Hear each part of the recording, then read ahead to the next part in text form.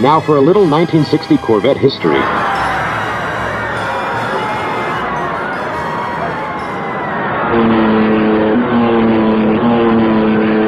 The 1960s marked an exhilarating era for General Motors as they set their sights on entering the iconic 24 Hours of Le Mans for the first time with the Corvette, determined to make a bold statement on the global stage.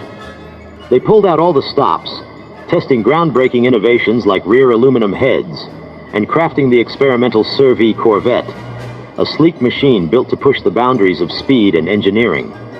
Leading the charge was the legendary Zora Arkus Duntov, the visionary father of the Corvette, alongside racing pioneer Briggs Cunningham, who brought his Le Mans expertise to the team.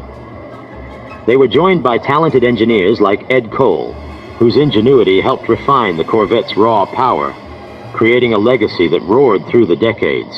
Let's face it, folks, the 1960s were the golden age of Corvettes, a time when pure ingenuity roared to life on the open road.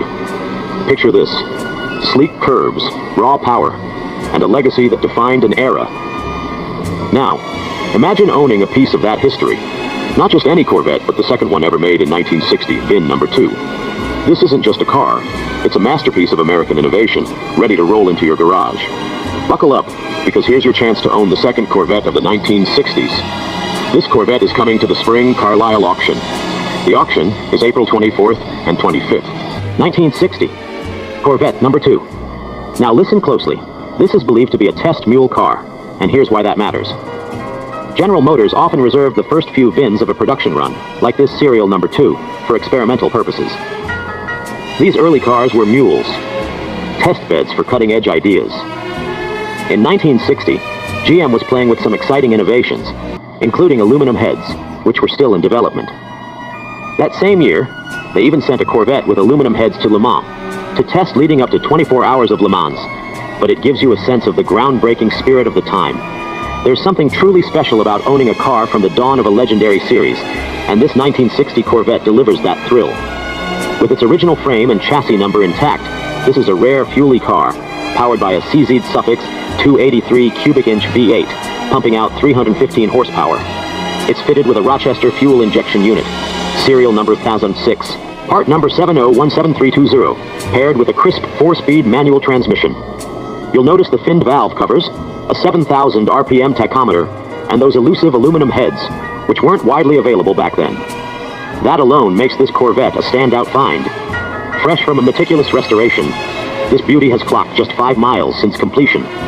It rolls in striking ermine white, topped with a white soft top and a vibrant red interior that pops. It's loaded with options for its day: a heater, a defroster, a clock, and a radio. While outside, small diameter chrome cross-flag hubcaps gleam on color-matched steel wheels. Take a good look at those spear-shaped taillights. 1960 was the last year for that iconic design before the 4-circle look took over in 61, a style that's still with us today. This car's heart is all about performance.